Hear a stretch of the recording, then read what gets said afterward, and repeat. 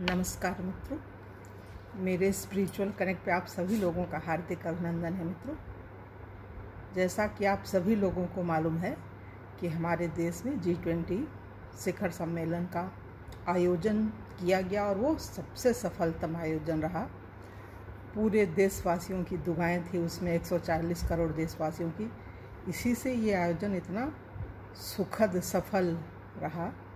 तो इसकी आप सभी देशवासियों को ढेरों बधाई। और विशेष रूप से जो इस कार्यक्रम के मेन हीरो हमारे देश के प्रधानमंत्री जी और उनकी पूरी टीम, सभी ने मेहनत किया। एक व्यक्ति तो नेतृत्व करता है, वो तो मेन होता ही है, लेकिन टीम भी सबसे महत्वपूर्ण रोल निभाकर अपना फ़र्ज अदा किया उन्होंने। उन सभी लोगों को बधाई आप सभी देशवासियों की तरफ से हम दे रहे हैं।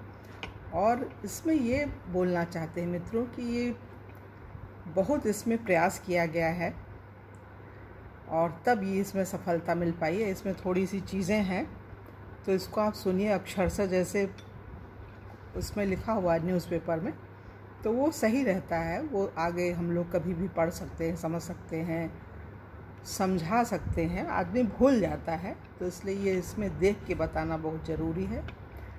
200 घंटे और 300 बैठकें तब बनी रूस और यूक्रेन पर सहमति। ये जो सफल हुआ है, ये सबसे बड़ा अड़ंगा लग रहा था, रूस और यूक्रेन का युद्ध। तो इसको किस तरह से टैकल किया है, इसके बारे में थोड़ा ध्यान से सुनिए मित्रों। दुनिया के सबसे ताकतवर देशों का G20 शिखर सम्मेलन रविवार को संपन्न हो गया। इसे अब तक का सबसे सफल G20 सम्मेलन माना जा रहा है।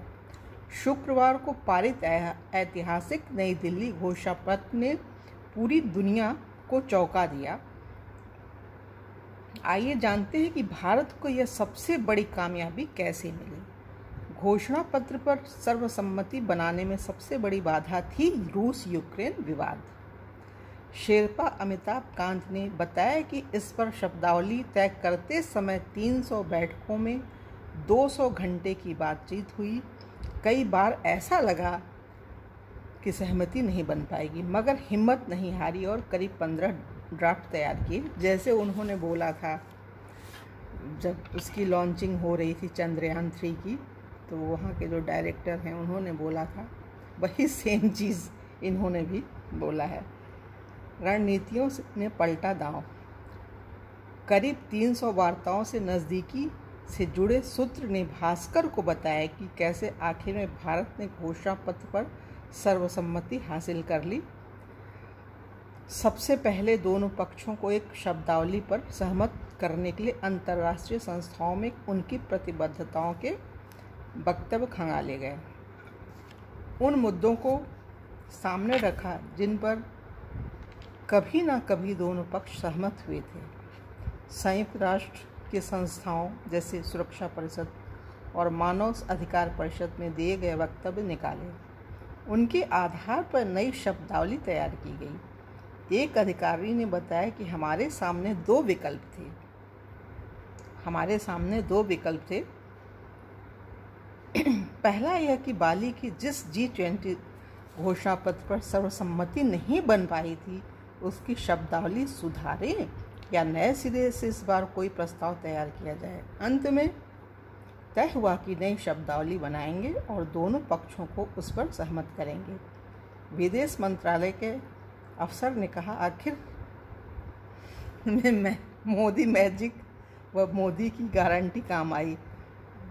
देश का नेतृत्व इतना सबल हाथों में है मित्रों, तो वो तो है ही है ना।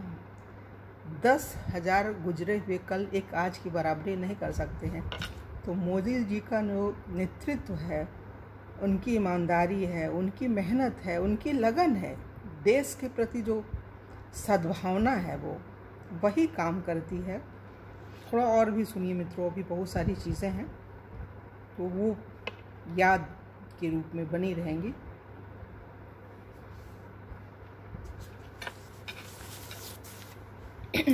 इससे हम लोगों को G20 में और भी क्या उपलब्धि हुई है हमारे देश की, इसको भी सुनिए मित्रों।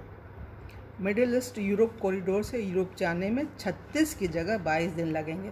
पहले जो हम लोग सामान भेजते थे यूरोपीय कंट्रीज़ में तो उसमें 36 दिन लगता था। अब मात्र 22 दिन में ही ये काम पूरा कर लिया जाएगा भेजने का। जो भी हमारी चीज़ें हैं, जो ट्रकें, जो सामान हम भेजते हैं, तो बहुत कम समय में चला जाएगा।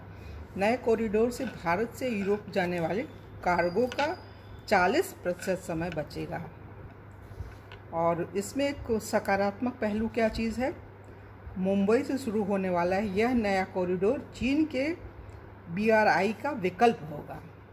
यूरोप तक सीधी पहुंच से भारत के लिए आयात निर्यात आसान और सस्ता हो गया। तो इसमें 6-7 पॉइंट है मित्रों, इनको थोड़ा ध्यान से सुनिए।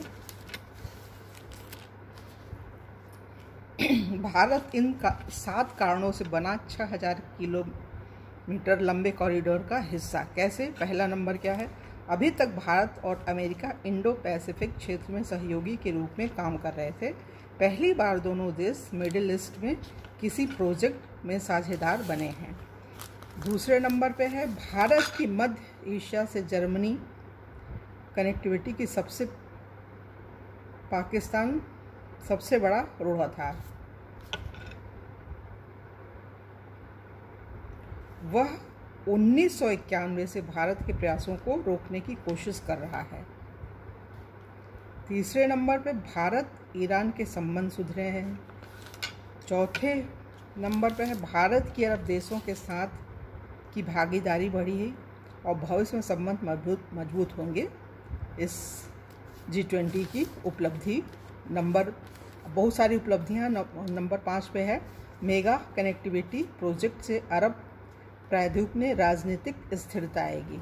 छठे नंबर पे है, EU ने क्षेत्र में इंफ्रास्ट्रक्चर के लिए 300 मिलियन यूरो का बजट दिया है। और 7वें नंबर पे है, ये नया कॉरिडोर चीन के बेल्ट एंड रोड इनिशिएटिव का विकल्प है। G20 में अफ्रीकी यूनियन के भागीदार बनने से चीन की अफ्रीकी देशों में बढ़ते दबदबे से निजात, छुटकारा मिल जाएगा। बड़ा दबदबा था। G20 की जो सबसे बड़ी उपलब्धि है, जो अफ्रीकन कंट्रीज़ को मोदी जी ने जोड़ लिया। और अब जो नए मेज़बान होंगे G20 के, वो बने हैं। PM मोदी ने ब्राज़ील के राष्ट्रपति लूला डी सिल्वा को G20 की अध्यक्षता सौंप दी। मतलब ये अगले साल जब होगा G20 का, तो अब एक और देश अफ्रीकन यूनियन, वो भी 55 कंट्रीज़ के साथ है। तो बहुत बड़ी उपलब्धि है, तो उनके यहाँ होएगा। और भी बहुत सारी चीज़ें हैं।